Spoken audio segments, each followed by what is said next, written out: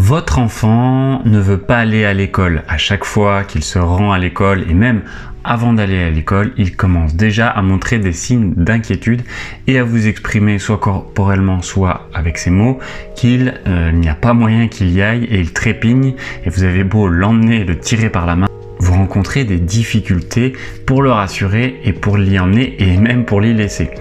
Dans cette vidéo, je vais partager avec vous 7 grandes idées pour rassurer votre enfant sur le fait d'aller à l'école, sur lui rendre la vie à l'école plus agréable, plus sereine. Bonjour, ici Jean-Philippe du blog actimum.com. Chaque semaine, je propose une vidéo sur le thème du soutien à la parentalité et également sur le thème des apprentissages. Alors si ces sujets vous intéressent, eh bien abonnez-vous et cliquez sur la petite cloche pour ne pas manquer la prochaine vidéo. Et puis, restez bien jusqu'à la fin parce que en fin de vidéo, je vous permettrai de télécharger la fiche mémo qui récapitulera toutes les astuces que je vous aurai communiquées dans cette vidéo et cela vous donnera aussi accès à mon guide du parent bienveillant et efficace. Mon premier conseil, c'est d'être confiant et assertif. Il faut que vous ayez bien en tête que le fait que votre enfant aille à l'école ne soit pas une option. Si votre enfant sent que votre volonté vacille et que vous seriez capable de ne pas l'y amener, eh bien votre enfant va rentrer dans cette brèche parce que c'est exactement ce qu'il veut. Et c'est normal, il veut passer du temps avec vous, rester le plus possible avec vous parce que il vous aime et que c'est plus agréable de passer son temps avec vous qu'il aime plutôt qu'avec de parfaits inconnus, c'est normal. Donc il ne faut même pas que cette idée traverse votre esprit l'espace d'un instant afin que votre enfant n'ait même pas cette idée lui non plus. Et puis ayez confiance en votre enfant, en ses capacités à s'habituer à l'école et à développer sa confiance en lui lorsqu'il va à l'école. Au moment des séparations avec votre enfant, quand vous voyez son air navré, son air triste et son air peut-être angoissé, eh bien soyez confiante, faites-lui un câlin comme il se doit, veillez bien à ce que votre enfant ait identifié que vous alliez partir et montrez un sourire, montrez que vous êtes rassuré pour lui et ne vous éternisez pas, même si votre enfant peut montrer des signes d'inquiétude et peut même éventuellement pleurer. Ça, c'est à l'enseignant de rassurer votre enfant lorsque, par exemple, il est en maternelle. Donc, plus vous allez montrer que vous êtes sereine et que vous faites confiance dans les capacités de votre enfant à s'adapter à l'école, et plus il va se dire que finalement, il n'y a pas de quoi s'inquiéter puisque son parent ne s'inquiète pas non plus. La deuxième idée, c'est de chercher la difficulté à résoudre. Il est possible qu'il y ait un réel problème qui se passe pour votre enfant à l'école. Et pour cela, et bien évidemment, si votre enfant est en âge de parler, vous allez l'aider à verbaliser ses difficultés de façon à trouver des solutions concrètes à ce qui angoisse votre enfant. Et si ça ne suffit pas, évidemment, adressez-vous à l'enseignant. L'enseignant qui sera au courant des angoisses de votre enfant va lui porter une attention particulière, va montrer une bienveillance plus explicite et va trouver des stratégies pour que votre enfant soit rassuré. Il va peut-être passer plus de temps avec lui, faire des activités avec lui et le garder auprès de lui afin de le rassurer. Le troisième conseil, c'est de rendre le fait d'aller à l'école et de revenir de l'école prévisible. Votre enfant doit avoir conscience des moments où il ira à l'école et où il en reviendra. À cet âge, la construction du temps, de l'échelle du temps, n'est pas encore maîtrisée. Votre enfant ne comprend pas combien de temps ça va durer et à quel moment il va revenir. Et pour les enfants plus âgés, le fait de savoir combien de jours il y a d'école jusqu'aux prochaines vacances peut déjà leur permettre d'être davantage rassurés. Donc ce que je vous propose, c'est de tenir un calendrier sur lequel sera explicite les jours où il y aura école et les jours où votre enfant restera à la maison avec vous. Dans ma classe, parce que je suis aussi enseignant si vous ne me connaissez pas encore, j'utilise le calendrier que je vous affiche à l'écran pour faire prendre conscience de ce temps à mes élèves.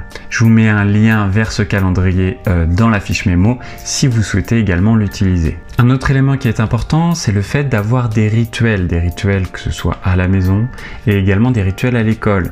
Lorsque votre enfant à la maison s'apprête à partir à l'école, le fait de répéter tout le temps dans le même ordre, les mêmes étapes, comme se lever, vous faire un bisou, aller prendre le petit déjeuner, s'habiller, se brosser les dents, enfiler son manteau, etc., toujours dans le même ordre, va permettre de créer un cadre sécurisant et votre enfant va prendre cette habitude d'aller vers l'école et d'y rester sans même y réfléchir progressivement évidemment.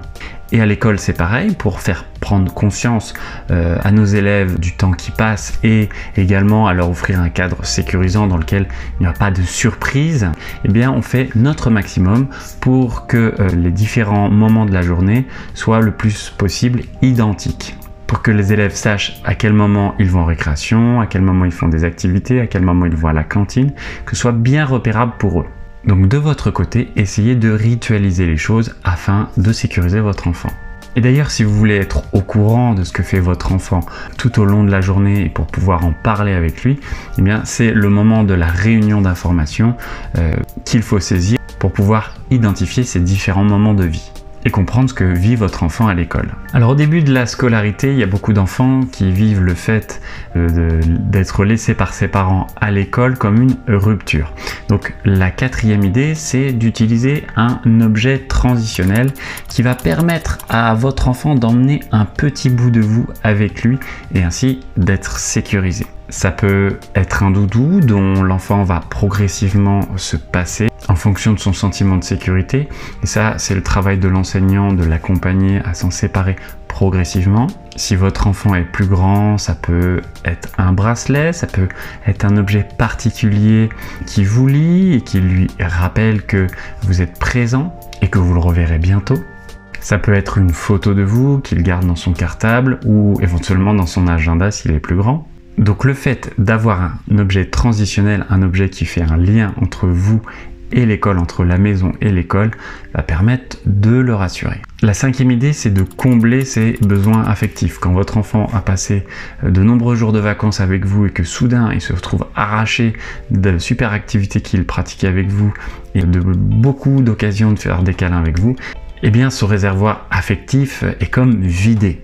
Donc à chaque fois que vous récupérez votre enfant de l'école, même si ça ne sera pas forcément un temps long, essayez d'être les plus présents possible avec lui, de passer du temps vraiment de qualité et non pas de quantité, pleinement présent et pleinement conscient, de mettre au loin le téléphone portable, de éventuellement faire une petite activité avec lui ou de le faire participer à vos activités. Il peut prendre part à la préparation du repas. Vous pouvez vous investir avec lui dans les activités extrascolaires qu'il a à faire. Ça peut être les devoirs, ça peut être faire jouer au foot dans la cour tout simplement. Mais voilà, quelques instants qui vont lui faire sentir qu'il est important à vos yeux. Et puis aussi au moment de la séparation, ce que vous pouvez faire pour combler un peu ce manque affectif qu'il va avoir au moment de cette séparation et pendant le temps d'école, c'est juste avant de partir, de lui faire imaginer vos retrouvailles, de lui dire quand tu vas revenir à la maison, je vais te prendre dans mes bras et je vais te faire plein de bisous et on va faire une partie de petits chevaux, que sais-je. L'idée, c'est que votre enfant puisse se projeter dans un avenir rassurant. Et d'ailleurs, vous pouvez faire des projets avec votre enfant, qu'il soit jeune ou même adolescent, ou même avec votre conjoint, faire des projets qui vont vous rassembler pendant vos jours de repos. Et ça va contribuer à vous rassurer les uns les autres. Alors évidemment, votre enfant, au cours de sa journée d'école, il est confronté à des difficultés. Il a des choses à apprendre, donc il va faire des erreurs. Il a des interactions avec ses camarades, donc il y aura des chamailleries. Donc aidez votre enfant à verbaliser le plus souvent possible, si possible chaque jour, ce qu'il a vécu à l'école. Il ne s'agit pas de le forcer, il y a des enfants qui préfèrent justement laisser de côté cette journée d'école pour vivre l'instant présent, donc il ne faut surtout pas les forcer. Mais si vous sentez que votre enfant est content de s'exprimer là-dessus et de vous raconter ce qu'il a vécu en bien et en plus difficile, et d'ailleurs c'est bien d'équilibrer les deux, d'exprimer ce qui s'est bien passé, ce qui lui a fait plaisir, et d'exprimer ce qui a été plus difficile. Il faut essayer de faire une balance entre les deux. Et ce que vous pouvez faire pour inciter votre enfant à verbaliser ses journées, sans le forcer évidemment, eh bien c'est vous-même de partager un bon moment que vous avez vécu au travail ou un moment plus difficile. Ainsi, s'il voit que c'est la même chose pour vous, eh bien, ça va le conforter dans cette idée que nous aussi les adultes, eh bien, on fait de notre mieux pour bien vivre notre journée. Et à chercher des solutions aussi quand c'est nécessaire. La 7e idée, c'est de parler des bénéfices que votre enfant va trouver en allant à l'école. Alors évidemment, ça va être les compétences qu'il va apprendre et dont il va pouvoir bénéficier au quotidien. Ça va être par exemple d'être capable de lire seul des histoires, de vous lire des histoires à vous et de lire des histoires peut-être à son petit frère.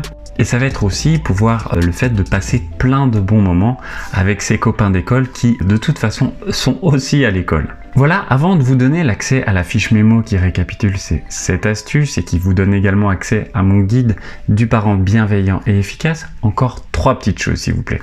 1. Si vous avez aimé cette vidéo, eh bien merci de me le dire en cliquant sur le pouce en l'air. Dites-nous en commentaire quelle est la difficulté particulière que votre enfant vit à l'école aujourd'hui. 2. Eh bien, vous pouvez maintenant télécharger cette fiche mémo ainsi que mon guide en cliquant sur le lien que j'ai épinglé en commentaire et également dans la description.